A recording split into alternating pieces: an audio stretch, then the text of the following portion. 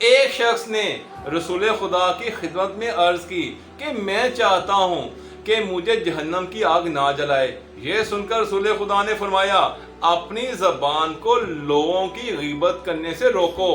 پھر آپ نے مزید فرمایا ایسے شخص کی غیبت شمار نہیں ہوتی۔ الفاسق المعلن بالفسق، فاسق جو اپنے فسق کو علانیہ بجا لاتا ہو۔ رسول خدا نے فرمایا اللہ تعالیٰ بروز قیامت چغل خور پر ناراضگی فرمائے گا۔ رسول خدا نے دو قبروں میں سے ایک قبر پر عذاب کی وجہ یہ بتائی، واحد منہم النمام، ان میں سے ایک چغل خور تھا۔ اور رسول خدا شب معراج کچھ ایسے لوگوں کے پاس سے گزرے جو کہ اپنے چہروں کو اپنے ناخنوں سے نوچ رہے تھے۔ آپ نے جب حضرت جبرائیل علیہ السلام سے ان کے متعلق پوچھا تو حضرت جبرائیل علیہ السلام نے جواب دیا ہؤلاء الذین یغتابون الناس، یہ وہ لوگ ہیں جو دنیا میں لوگوں کی غیبت کیا کرتے تھے۔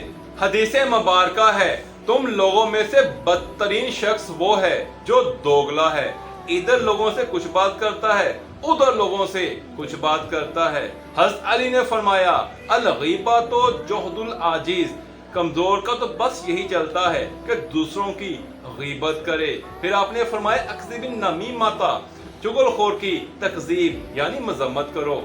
حضرت عیسیٰ علیہ السلام نے حضرت یحییٰ سے فرمایا کہ اگر لوگ کسی کے متعلق ایسی خامی یا برائی کا تذکرہ کریں جو اس میں موجود نہ ہو تو وہ ایسی نیکی بن جاتی ہے جو بغیر مشقت کے مل جاتی ہے۔ قوم بنی اسرائیل میں جب قحط پڑا تو حضرت موسیٰ علیہ السلام کے ہمراہ 7 افراد دعا کے لیے کوہ طور پر جاتے رہے۔ 3 روز تک جب دعا قبول نہ ہوئی تو وہی ہوئی کہ اے موسیٰ ان 7 افراد میں سے ایک چغل خور ہے جس کی وجہ سے میں دعا قبول نہیں کرتا۔ ارسطو سے کسی نے کہا کہ میں نے ایک معتبر آدمی سے آپ کے متعلق کچھ غلط باتیں سنی ہیں۔ یہ سن کر ارسطو نے جواب دیا کہ غیبت کرنے والا معتبر کیسے ہو گیا؟ مقولہ ہے کہ پیٹ میں گیا زہر ایک انسان کی جان لیتا ہے جبکہ کان میں گیا زہر کئی رشتوں کی جان لے لیتا ہے، اور آگ لگانے والوں کی کبھی قیمت نہیں بڑھتی، اس لیے ماچس سستی ہوتی ہے۔ شیخ سعدی اپنے والد کے ہمراہ دوران سفر نماز تہجد ادا کرتے تو ایک دفعہ بوقت تہجد آپ نے اپنے والد گرامی سے عرض کی کہ ہم اتنے اچھے ہیں جبکہ قافلے والے بے خبر سو رہے ہیں۔